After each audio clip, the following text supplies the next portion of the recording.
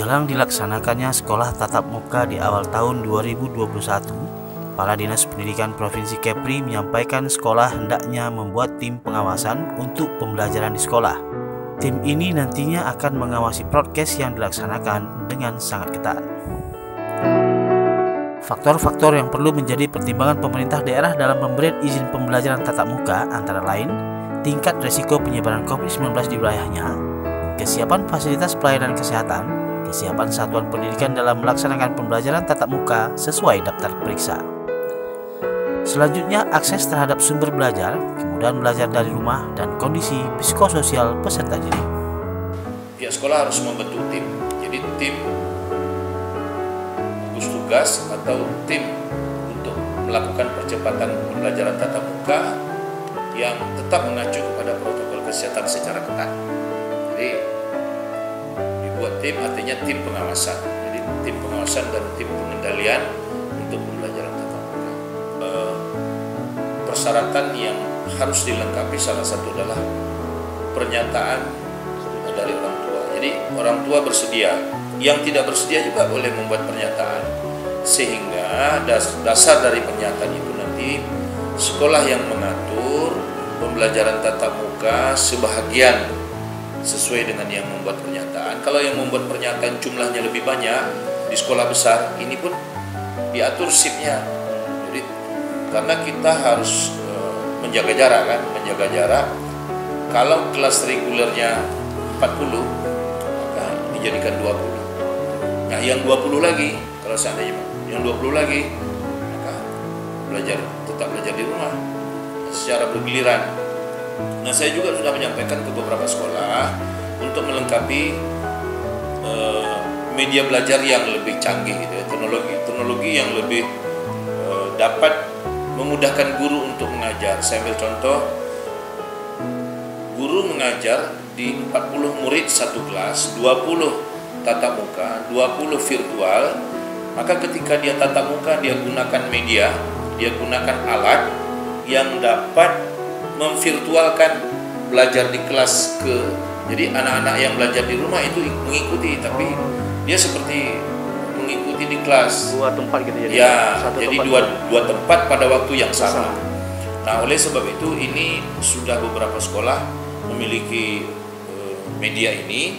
Saya sudah ambil sampel kemarin, salah satu contoh di SMA 4 Tanjung Pinang. Jadi dengan menambah alat kamera, sebenarnya ini strategi ya kan, strategi yang harus dilakukan satuan pendidikan, yang dilakukan oleh guru dalam bentuk inovasi pembelajaran. Jadi inovasi pembelajaran tidak hanya dengan seperti duduk seperti ini ya, kita harus mengikuti secara disiplin. Nah, persoalan di kita adalah persoalan karakter hari ini. Karena apa? Karena new normal ini kan membentuk karakter baru. Jadi karakter baru di era pandemi.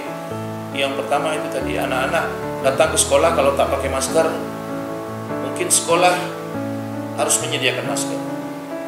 Tapi kan tidak mungkin, dia dari rumah melewati lingkungan, dia harus memakai masker. Dari rumah dia pakai masker.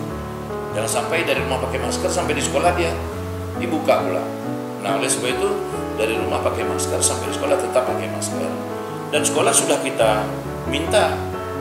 Jadi sekolah yang tidak mengikuti protokol kesehatan, kita tidak berikan izin untuk membuka.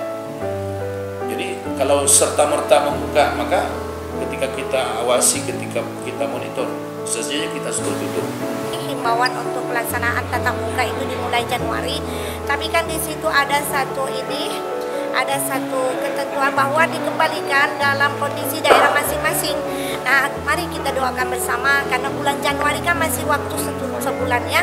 Kita berdoalah mudah-mudahan COVID Tanjung Pinang ini menurun, bahkan hilang untuk sampai Januari. Karena kalau tidak ada perubahan, maka bukan tak mungkin kita tetap kondisi seperti ini lewat daring. Ada persiapan? Kalau soal persiapan kita sudah siapkan, bahkan kita sudah coba kemarin. Sistemnya sama, kita akan atur, ada yang masuk pagi dan ada yang gantian, ada bagi waktu masing-masing.